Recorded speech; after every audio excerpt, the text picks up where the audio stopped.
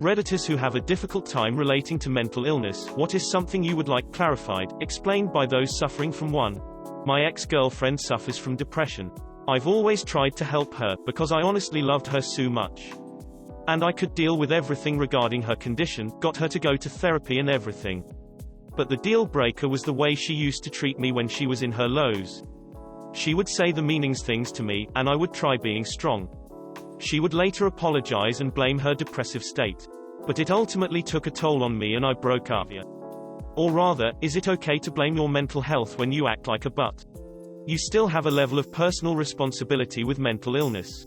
During my lows I can say some nasty things, so to be proactive I warn people that I'm in an emotional trench right now and that I'm going to isolate myself, not reply until it's over, so I'm left alone with my bad thoughts and no one is getting hurt in my wake. In my current relationship we have a code for that. I'm not fit for human consumption, and we know the other is in a bad mood and try not to exacerbate cranky feelings at that time. We also try to be respectful in taking a break, or a pause, from a discussion that is currently upsetting us and trying to continue the talk as adults when we are better prepared to have that talk. Please read this. If you're someone who deals with a loved one that has a personality disorder, this is imperative to your relationship with them. This doesn't apply to all personality disorders. If you're really at your wit's end with this person and cannot deal with the mood swings, anger outbursts or period of depression, please remember there are times where we just want to end it because we can't deal with it either. If your loved one has had a troubled past, please remember that them changing their patterns of behaviors and thoughts are extremely difficult. It may take months, and in most cases years. I know you always hear about chemical imbalances in the brain, but mental illness for those of us who lived through years of verbal, saxophonal and emotional hurt are not just chemical imbalances. These things manifest and physically change us. Through a lot of self-reflection, digging into repressed memories, and years of studying psychology myself, it's been discovered that the brains of people who've been hurt verbally, saxophonally and emotionally, are different than normal people. In severe or long-lasting cases, verbally and emotionally hurt people have underdeveloped and even abnormal brain growth. These are the same abnormalities you would find in a child who grew up with physical hurt, neglect. A lot of us have to work tirelessly to change things about ourselves that aren't only mental, but physical. We develop physical illnesses from the effects of our past hurts, which causes more mental strain. It's a vicious cycle. Chronic fatigue, forgetfulness, digestive issues, and loads of other things you can read into. I want to point out that if you notice mental illness in your loved one's family too, unstable siblings, parents or a toxic home life, it's more than likely genetic, and that's even harder to try and overcome. There are times when we feel so guilty because we recognize our negative behaviors, yet feel like it's almost impossible to control. Sometimes we end up keeping these feelings from you, which leaves us in a cycle of self-loathing, taking our repressed feelings out in you, then you react in return. We sometimes wish we could end it, and then we feel guilty for wanting to because we know that will break your heart. Danged if we do, danged if we don't. Do not blame yourself. I know there are boyfriends and family members out there who always wish they could do more, and keep telling themselves they aren't doing enough. We know you feel that you aren't doing enough for us. You are. You're doing everything you can, and we see that. We sometimes think we don't deserve you, and for a lot of us, love and genuine care is a concept that's literally brand new to us. Be patient, be loving, and try your best to understand that for a lot of us, it's an ongoing battle. Edit. Wow. I woke up to a lot of people who can relate to this, whether it be loved ones who know someone struggling or people struggling themselves. Thanks for the support. It feels good seeing so many people who are willing to learn so they can help those they love stop suffering. You guys are pretty amazing. I have work, but I will try and answer and link legitimate articles that would be of some real use to you or someone you know. To my Redditors are there struggling, please just hold on a bit. I know it's difficult, but there are people who deeply love you, and would not know how to live without you if you were to leave. I love you guys.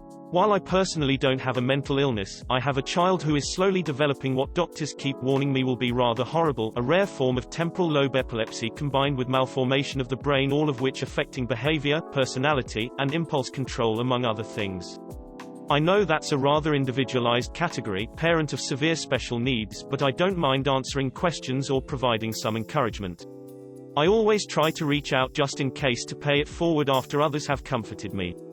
My brother has epilepsy. Since he was about 10, he's now nearly 19. It has affected his personality in ways you wouldn't expect. Although the medication doesn't help with mood changes either. He can be very compassionate or swing completely the other way and not listen to anyone or care about anything. Same with behavior, he can focus on something and do amazing in it, or just not focus at all or just not do anything. Whenever I'm home from uni, I usually do most of the cooking for meals to help mum, as she usually has to take him to college and pick him up again because of mini seizures caused by stress. Epilepsy can be scary, but you aren't alone, and there are people who will help, you've just got to ask. All my friends and family friends are super supportive, and my brother, although he doesn't have many friends, has a couple of really close pals that would stand in the way of anything if he was having a seizure.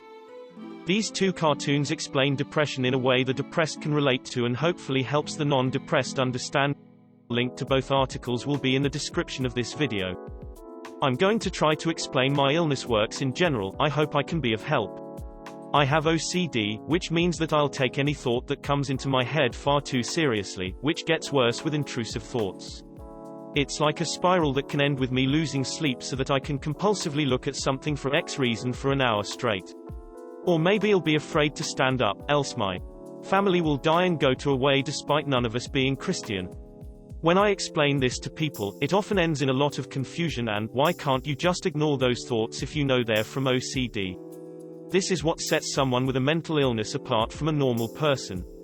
We know it's incorrect, but then there's the fricked up part of our brain that doesn't understand that and fights with the normal part of our brain.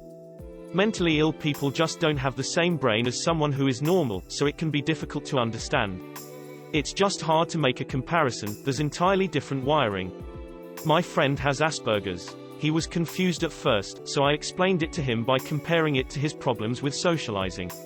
He understands where he goes wrong with it, but it is still hard to combat it with logic because if that worked, the problem wouldn't exist in the first place. If anything is unclear or you're curious about something else, ask away. I'm not a professional, but I do want to share what knowledge I do have. Is it a common thing for people with bipolar and borderline personality to have a sickness, or is that just my mom? It's a common thing among a lot of people with mental illnesses to self-medicate, and it's not always for the better. I have friends that are bipolar and self-medicated themselves into Taoism, etc. It's worth noting that bipolar and Taoism go hand in hand. The ward I was on breathalyzed everyone after coming back from leave, because they knew that most of us had problems with Tao. It's bad, it fuels my bad decisions when manic and my self-hatred when depressed. It's familiar. That's the scary part. I never know where my episodes will take me, but I know how vodka feels. Humans are adaptive creatures. If something is broken, we instinctively try to either incorporate the flaw into our survival or correct it to improve our chances. With mental illness it's no different. Except, long-term goals aren't a big priority to those suffering. There is not really the want of an instant fix like with recreational drug use, but a need for it, just to get to normal. What is normal is also sort of distorted the mentally ill too, so you are basically aiming at a fly with missiles. Modern pharmaceuticals try to split the difference. Make everything happen you could accomplish with recreational drug use or destructive behavior happen in a slower, more manageable way. Rug not working out for you. Okay, we can fix that. Let's try something else or adjust dosage. Street rug not working for you. Well, you're dead, so, too bad. It's not really a weakness or something bad or wrong. It's evolution run amok. People with mental health issues who don't get the right treatment do often turn to bad use of chemical substances or other duck-type behavior. For them, taking a pillow or downing a bottle is literally the only way they know of feeling calm or in control. Telling me my delusions aren't real isn't helping me, you're just making me confused and scared. It's nice that you care, but please, don't insult or mock me about how it's all in my head. I know it is, but Jesus, mid-breakdown is not when to tell me I'm crazy. What would you rather people say instead? We hear you. We understand you. We believe you. What can we do to help? It's not about whose reality is right, it's about de-escalating the situation. In that moment they're convinced that whatever irrational ideas they have are real. Telling them they're wrong can make them feel like they can't trust you, like you're in on the theory too. Really? Because in my case, this would only make it get worse. Telling me that the situation I was feeling to be reality was actually real just made me more adamant about it, and I needed longer to get out of it again. It helped me, when someone said, that they know it feels real, but actually wasn't, and that I am stuck in my mind again. I would also remember who said which things and be upset with people telling me it is real afterwards. It's not good to reinforce a delusion as reality, but it's also not helpful to contradict it in a lot of cases. In your case, it sounds like you had some people around you who you really felt like you could trust, and you were also open to, aware of the fact that you were dealing with mental illness at the time. In that case, someone you trust being able to sympathize and say they understand it feels real but it isn't, is a really good thing. Telling you it is real is definitely the wrong approach. The right approach in a clinical setting, since mental health workers are not always necessarily the people you trust most while you're delusional, is to neither agree nor deny.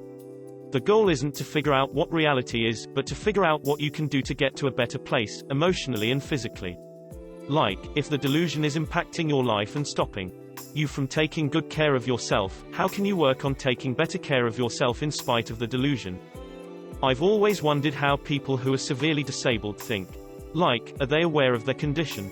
What kind of stuff do they think about? It's just always been kinda hard for me to wrap my head around. I know people who have spent extended periods of time severely disabled by mental illness, schizophrenia, dissociative identity disorder, bipolar disorder, OCD, etc.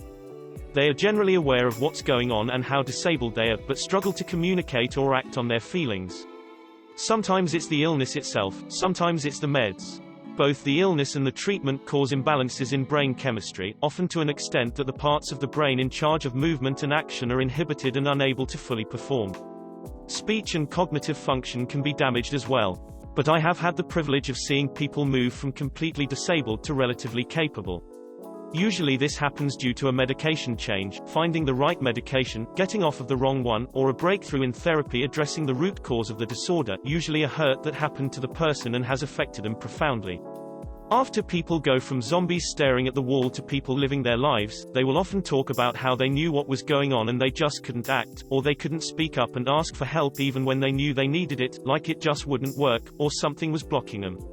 People with mental illness usually know they are mentally ill.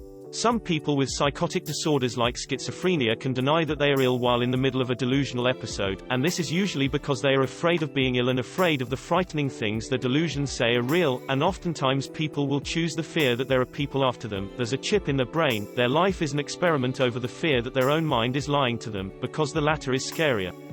But after the delusional period, most people are able to acknowledge that they do have an illness and that the delusional beliefs were delusional.